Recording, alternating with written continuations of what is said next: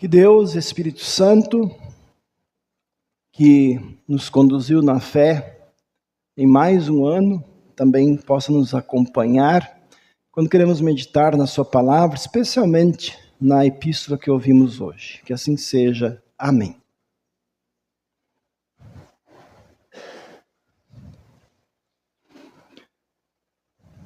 Queridos irmãos e irmãs, no Salvador Jesus, eu acredito que todos vocês já ouviram muitas vezes, talvez já disseram esta frase: a união faz a força. E ela não é só um slogan bonito, né? É uma verdade muito concreta na vida da gente. A gente teve pouco mais de um mês atrás aqui, aquele culto especial, lembrando 50 anos da construção deste templo, né? E certamente houve muita união para que isso fosse feito. A gente viu algumas fotos, né, das pessoas trabalhando. A união foi muito importante. Se a gente lembrar um outro fato, há pouco tempo, aquelas grandes enchentes que ocorreram no Rio Grande do Sul, em 2024, aquela tragédia, agora há pouco tempo também, né, no Paraná, o que a gente viu ali, né? A defesa civil, os bombeiros, a polícia, o exército, as igrejas, escolas, muitos e muitos voluntários trabalhando unidos para ajudar as pessoas vítimas das tragédias. Pessoas do Brasil todo, inclusive gente de outros lugares do mundo, tinham ali um único objetivo, um único propósito: ajudar as pessoas que tinham perdido tudo ou quase tudo, e algumas perdido até também familiares. Então, quando há união, grandes coisas acontecem. Isso vale para muitas áreas da vida, né? No esporte, por exemplo, nenhum time vence um campeonato se a equipe estiver dividida. Às vezes tem lá um craque no time, mas se o time não está unido, se não houver união, aquele time não vai para frente.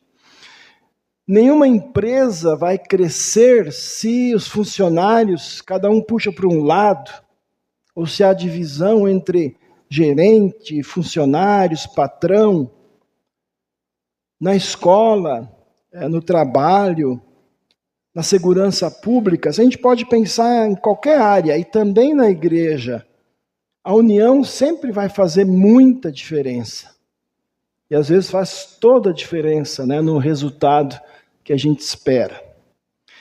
Então a gente pode resumir essa união também com essa frase que eu coloquei aqui: um só pensamento e uma só intenção.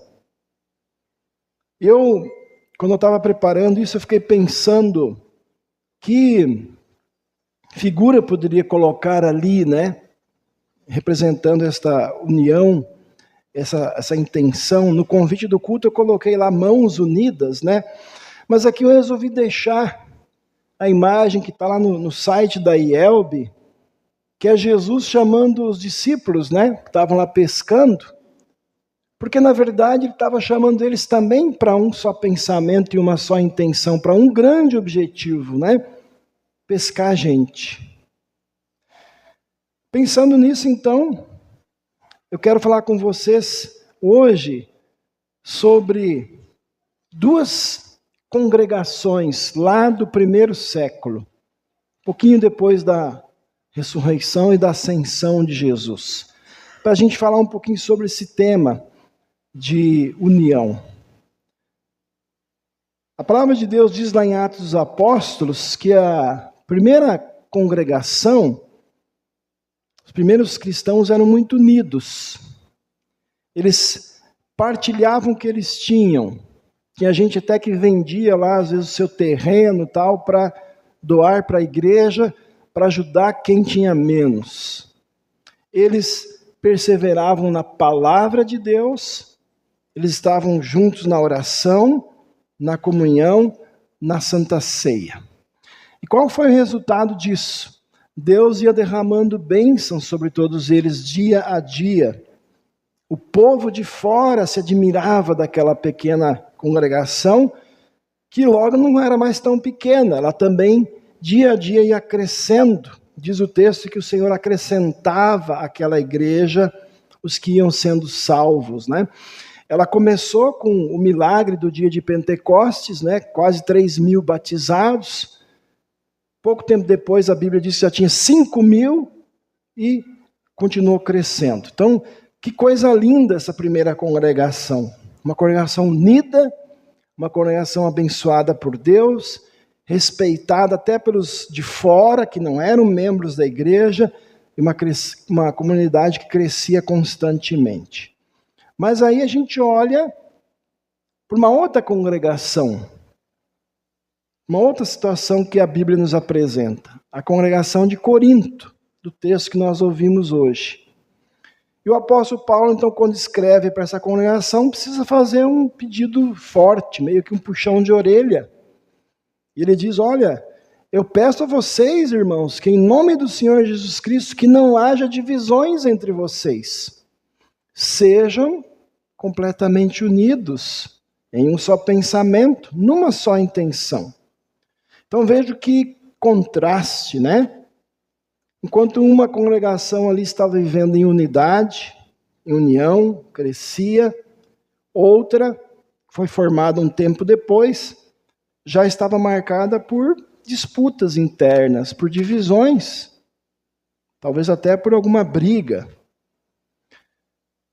Isso, infelizmente, não é uma coisa que aconteceu só lá, né? Não é uma novidade. Isso é uma coisa que acontece sempre. Por quê? Porque onde Deus está salvando pessoas, onde Deus está formando comunidades cristãs, onde Deus está formando grupos de pessoas que são seus filhos, são suas famílias, né? A família de Deus, o inimigo de Deus não perde tempo.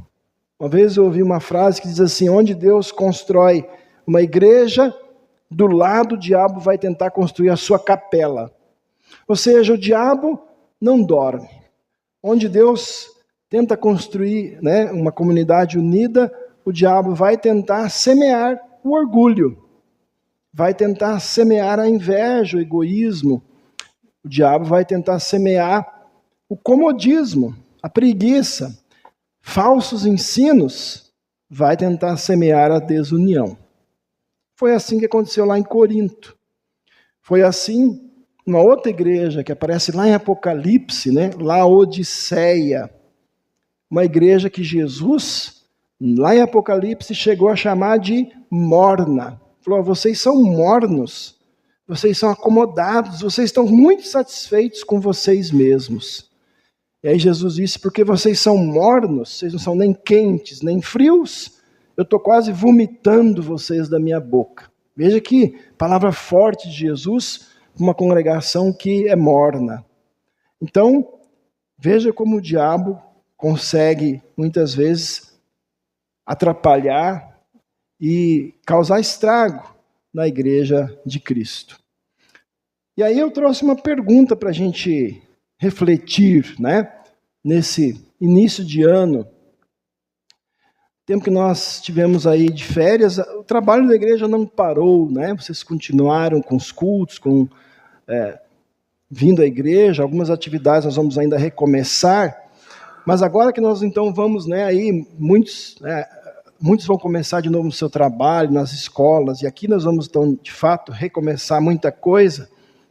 Uma pergunta que eu trago para nós, pensando também nos nossos projetos de reforma e tantas outras coisas, é que tipo de congregação, ou de comunidade, ou de igreja nós queremos ser? Qual dessas duas igrejas a gente quer ser? Com qual delas a gente quer ser parecido? Aquela lá de Atos, que era unida e crescia, e era perseverante na palavra, na comunhão, na oração, na Santa Ceia? Ou será que às vezes a gente é parecido com a de Corinto? E uma outra pergunta: qual a avaliação que nós queremos ouvir de Deus, de Jesus, no último dia? Será que a gente gostaria de ouvir vocês foram mornos? Qual é a vontade de Deus? Deus, meus irmãos, sem dúvida nenhuma, quer que a gente seja como aquela primeira congregação lá de Atos, né? E Ele dá para nós exatamente as mesmas coisas que eles tinham. Ele nos dá a palavra, só que mais. Eles, naquela época, não tinham cópia de Bíblia. Eles não tinham nem cópia escrita, muito menos eles tinham a Bíblia num celular. Nós podemos, cada um de nós, ter a sua Bíblia, em vários idiomas, se quiser, né? E eles não tinham, nós temos a palavra em abundância. Eles tinham o batismo, nós temos. Eles tinham a Santa Ceia, nós temos. Nós temos outra coisa que eles não tinham templos. Eles tinham que se reunir nas casas. Durante quase 300 anos, os cristãos tinham que fazer culto escondido, era proibido ser cristão. Hoje, de novo, isso acontece, né? Em muitos países, nós podemos ter um templo, né? Eles tinham a oração, nós temos. Eles tinham a comunhão, nós temos. Então, se vocês perceberem, né, a gente hoje tem até muito mais recursos do que eles tinham naquela época. Por isso, esse chamado de Paulo continua ecoando para a gente hoje, né? Vamos ser unidos em um só pensamento, em uma só intenção. Esse pensamento, essa intenção, eles não nascem da gente mesmo, não é uma vontade nossa.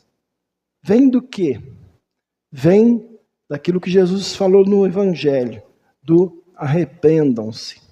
Vem do arrependimento, vem da mudança de mente e de atitude. Arrependimento quer dizer isso, né? Você mudar a sua mente e você mudar a sua atitude. É o chamado de Jesus a sempre estar mudando para melhor. E ele chama a gente a segui-lo, então, para ser pescadores de gente. Ou seja, em outras palavras, nós vamos ser pessoas que levam o amor e a salvação de Jesus para outros, com palavras, com atitudes, com uma vida marcada pelo amor e pela unidade. E aí, vejam, não quer dizer que a gente vai ser perfeito. Nenhum daqueles discípulos foi perfeito. Vocês lembram muito bem, né? Pedro negou Jesus, o Tomé duvidou, né, que Jesus tinha ressuscitado. Cada um deles teve as suas falhas. Mas essa é uma das coisas bonitas de seguir Jesus. Quando você olha para Jesus e fala assim, Jesus, puxa, eu errei de novo. E ele fala, você está perdoado, vamos continuar a caminhada. Eu estou com você, vamos lá. Então, quando as pessoas veem que nós temos essa relação com Jesus e com o próximo, com os irmãos na fé, que a gente perdoa e que Deus nos perdoa, fala, puxa, como é bom viver assim. Então é assim que nós vamos levando Jesus para os outros. Agora, quando fala de ter um pensamento, uma só intenção, meus irmãos, não quer dizer que nós vamos ser iguais. Não, nós não vamos ser assim, uns robozinhos, né? Todo mundo um igual ao outro. É só a gente olhar aqui na igreja, nós não somos iguais. Não, cada um de nós é diferente, cada um de nós tem os seus dons, as suas habilidades, os seus defeitos, mas cada um de nós também tem as suas possibilidades, né? As suas maneiras de ser e de poder servir a Deus. O ser unidos ali é colocar cada um que sabe o que tem e o que pode fazer, o que pode aprender, cada um colocar a serviço do mesmo Senhor e do mesmo objetivo, que é o lema da nossa igreja, né? Que ali no cartaz ficou bem pequenininho lá embaixo, Cristo para todos. É cada um de nós, diferentes como somos, ter o objetivo de levar Cristo para todos. Então, quando a gente coloca o reino de Deus em primeiro lugar, né, como Jesus também nos ensina, Deus vai conduzir a nossa vida e vai cuidar de todo o resto. Agora, vejam, se a gente ficar esperando sempre que o outro vai fazer, que os outros vão trabalhar, Se nós tivermos mais gente sentada só assistindo, se a gente se acomodar, esperar sempre que os outros façam, aí nós vamos correr o risco de ser uma igreja morna. E isso é uma tragédia. É uma tragédia muito maior do que qualquer enchente, porque ser mornos é uma coisa que tem a ver com vida eterna. Então é uma coisa que a gente precisa refletir. Ter um só pensamento e uma só intenção é cada um de nós pensar: o que mais eu posso fazer além de vir aqui, sentar, ouvir a palavra, louvar a Deus, receber a ceia, que isso é importantíssimo.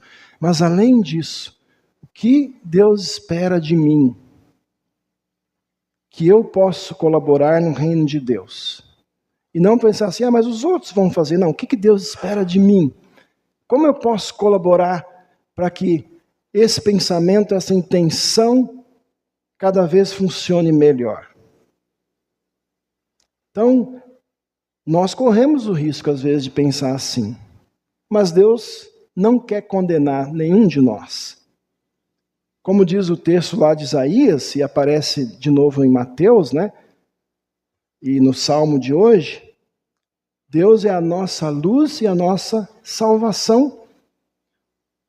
Ele foi o que primeiro pescou a gente, né? Ele chamou os discípulos para ser pescadores de gente, mas ele primeiro foi o que pescou a gente. Quando? No dia do batismo. Ele nos pescou através do batismo. E é ele quem sustenta a gente. E é ele que também nos ajuda agora nessa caminhada. E é ele que lembra para nós hoje, né, no último versículo do texto que a gente leu, que a mensagem da cruz parece que é uma loucura, e para o mundo ela é uma loucura, mas ela é o poder de Deus para aqueles que estão sendo salvos, né? Ele diz ali que, olha, eu prego o evangelho, não com sabedoria de palavra, para não anular a cruz de Cristo. O que o Paulo está falando? A gente não precisa pregar a palavra com sabedoria, com filosofia, né? Não, pregue com simplicidade, porque o poder é da palavra de Deus. E ele dizia, essa palavra, ela é loucura para o mundo, mas ela é o poder de Deus para salvar aquelas pessoas que são atingidas por ela, né? Então, nesse poder é que Deus quer nos conduzir. E aí, para a gente viver, meus irmãos, mais este ano, num só pensamento, numa só intenção, Deus dá tudo que a gente precisa. E aí, Deus também lembra para nós qual é a nossa missão como igreja. E aí eu vou pedir para a Eliane passar mais um slide. Vamos ver. Isso, coloquei aqui, acho que vocês conseguem ler, né? Então, a gente pode resumir assim. A nossa missão, como IELB, como congregação, é proclamar Cristo para todos. E o nosso propósito é compartilhar o Evangelho para promover a evangelização e o crescimento espiritual. Esse é o grande propósito, né? O grande propósito não é fazer ninguém ficar rico, ou, né, nada disso. É isso aqui. Quais são os nossos valores? Né? O que motiva a gente a fazer aqueles dois primeiros? Viver do amor e doação de Deus por meio da palavra e dos sacramentos. Quer dizer, o que faz a gente, motiva a gente, é a palavra e os sacramentos. E a nossa visão. Como é que a gente se vê? Como é que a gente quer que o mundo nos veja? Uma igreja luterana confessional que vai ao encontro das necessidades das pessoas. O que é confessional? Confessional, meus irmãos, quer dizer que nós temos uma doutrina muito bem definida. Uma palavra que a gente crê e uma explicação dessa palavra que não é qualquer coisa. Ela está lá nos catecismos de Lutero, no livro de Concórdia, né?